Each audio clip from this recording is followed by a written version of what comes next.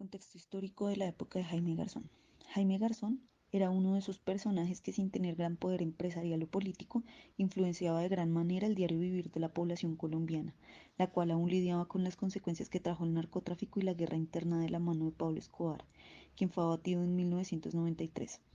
A pesar de la baja del capo, la guerra de carteles continuaba y no sería sino hasta 1995 cuando los hermanos Miguel y Gilberto Rodríguez Orejuela, dueños del cartel de Cali, narcotraficantes y enemigos de Escobar, fueron capturados mediante la colaboración de autoridades estadounidenses y los cuerpos oficiales de nuestro país. Para el contexto social de esta época fue muy complicado, puesto que estaba inmerso en una serie de cambios. En primera instancia, apenas cumplía un lustro la nueva Constitución Política de Colombia, 1991. La Ley General de Educación, para 1994, que estaba soportada en las modificaciones de la Constitución y que proponía el cumplimiento de una función social acorde a las necesidades e intereses de las personas, de la familia y de la sociedad. Políticamente, la corrupción ya desfilaba en los pasillos de altos funcionarios del Estado. Ministros, militares y personas privadas hacían parte dentro del desarrollo del proceso 8000, el cual salpicaba la elección del entonces presidente Ernesto Samper Pizano, que gobernó desde 1994 hasta 1998.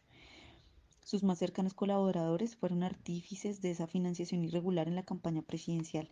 Dineros del narcotráfico habían ingresado a dicha campaña y, a pesar de las pruebas contundentes, el periodo presidencial culminó hasta entregar al poder a Andrés Pastrana. Las relaciones diplomáticas entre Colombia y Estados Unidos no pasaban por un buen momento, luego de la denegación de la visa de él a un presidente Samper a causa de sus nexos con el cartel de Cali, lo que generó indignación en las autoridades colombianas, adujo un irrespeto a su legislación por parte del país norteamericano.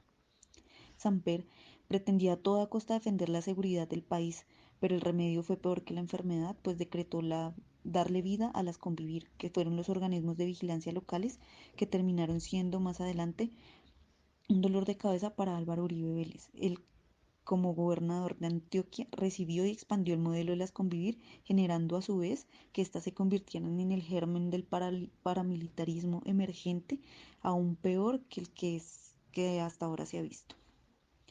Socialmente, la guerra se recrudecía a manos de las FARC. Masacres como la ocurrida en la Toma de las Delicias hacen que el conflicto esté a un punto total. Asesinatos de líderes indígenas en San José Apartado, mandatarios locales y regionales. Datos biográficos de Jaime Garzón. Jaime Hernando Garzón Forero nació el 24 de octubre de 1960 en Bogotá y vive 13 de agosto de 1999. Fue un abogado, pedagogo, humorista, activista, actor, locutor, periodista y mediador de paz colombiano. Ejerció como alcalde menor de Sumapaz, localidad número 20 del Distrito Capital de Bogotá, durante la administración del alcalde mayor de Bogotá, Andrés Pastrana Arango, en 1988 a 1990. E hizo trabajo social por encargo del Gobierno Nacional durante la administración de César Gaviria Trujillo de 1990 a 1994.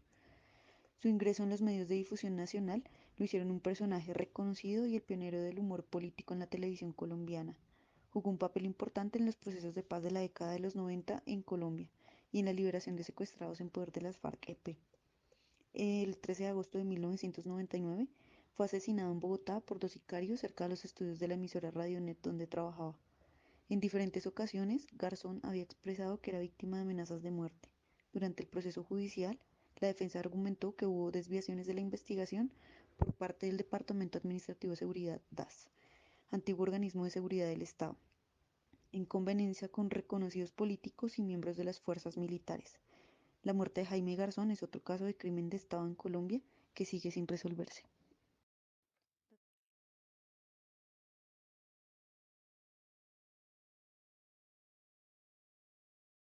Saber que el país está en una profunda crisis es una redundancia, ¿cierto?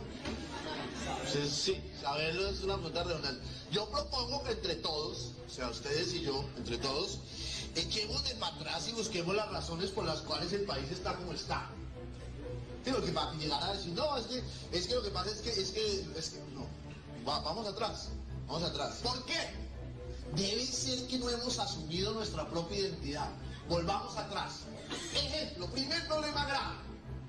Es que lo que nos enseñan a los colombianos no tiene que ver nada con las necesidades que tenemos los colombianos.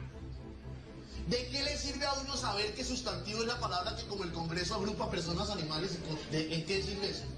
¿De qué sirve saber que A debajo cabe con contra de hacia hasta para por según sin son sobre y tras sobre posiciones separadas?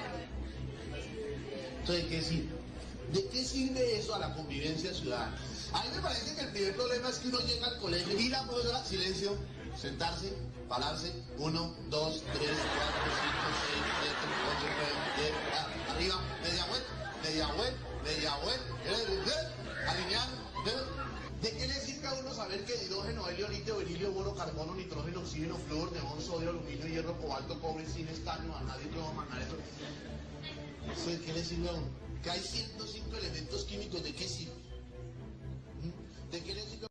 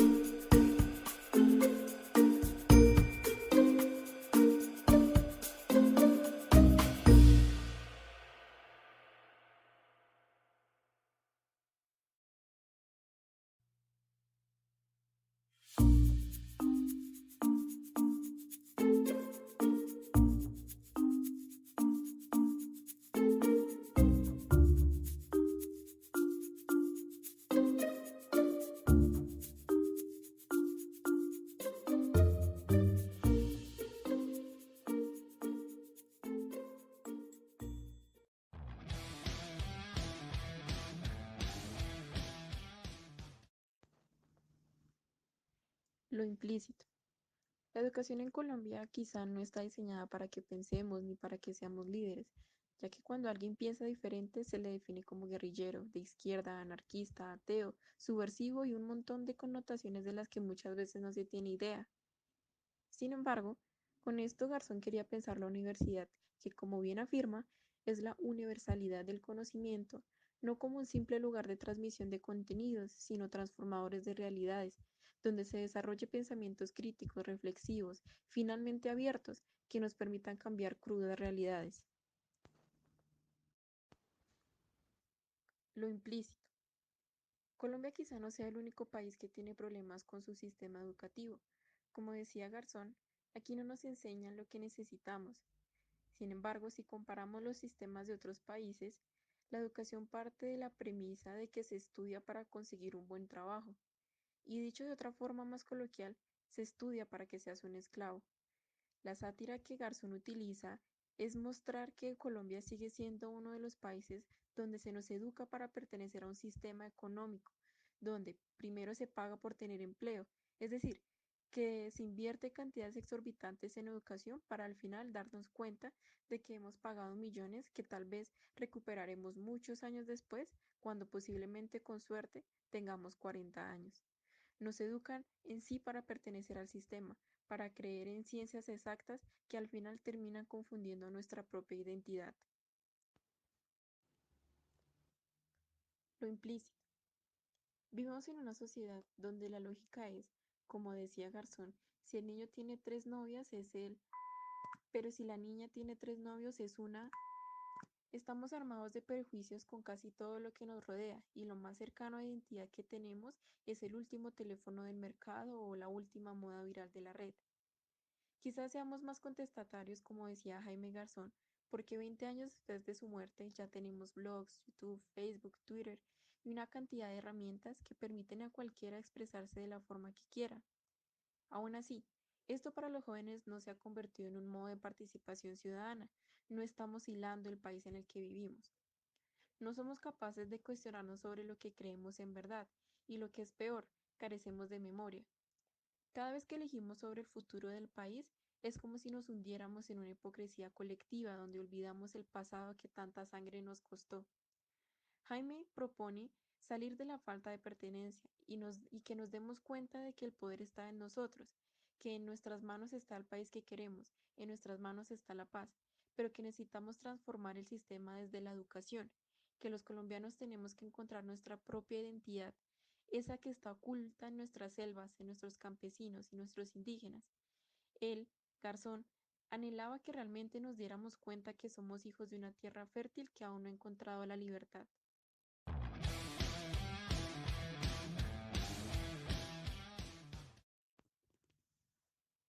Los propósitos y sesgos. Como bien se pudo evidenciar en la conferencia y en el contexto histórico que ocupó Jaime Garzón, el humor fue la válvula de escape para presentar todo lo que estaba mal en el país de forma políticamente incorrecta. A través del humor se revelan verdades, se ocultan mentiras y se omiten realidades. Jaime Garzón era un maestro en el valiente arte del humor político. Con este se evalúa el pasado, porque los países que olvidan su historia están condenados a repetirla. Se analiza el presente, porque no son ajenos a la coyuntura. Y a veces es posible adelantarse al futuro, tal como lo hizo Jaime Garzón con su personaje de Godofredo, el reconocido editorialista de Cuac, el noticiero, un abogado tinterillo con tendencias de recontraderecha con el que Garzón mostraba sus conocimientos en derecho. Tesis y argumentación.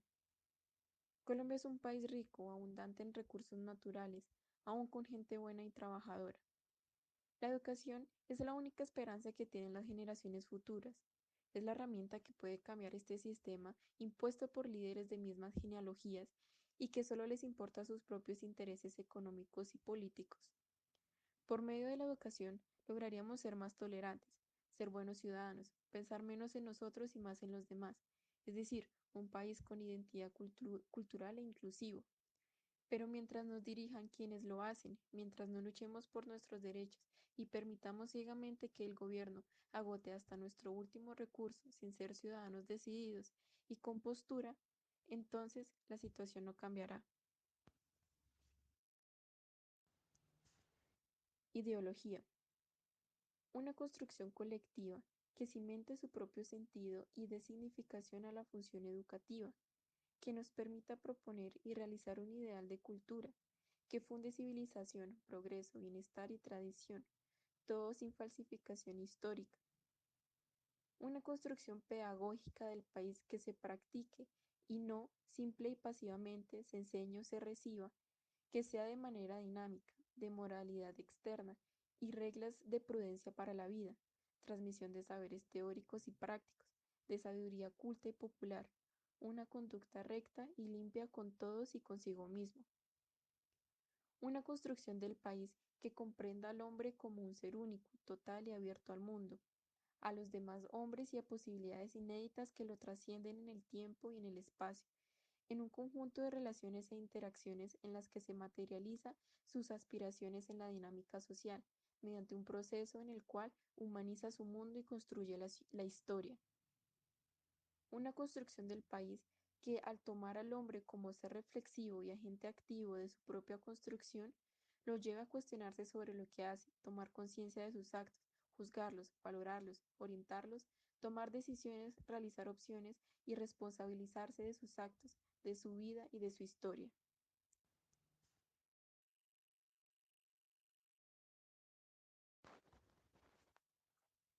Valoración.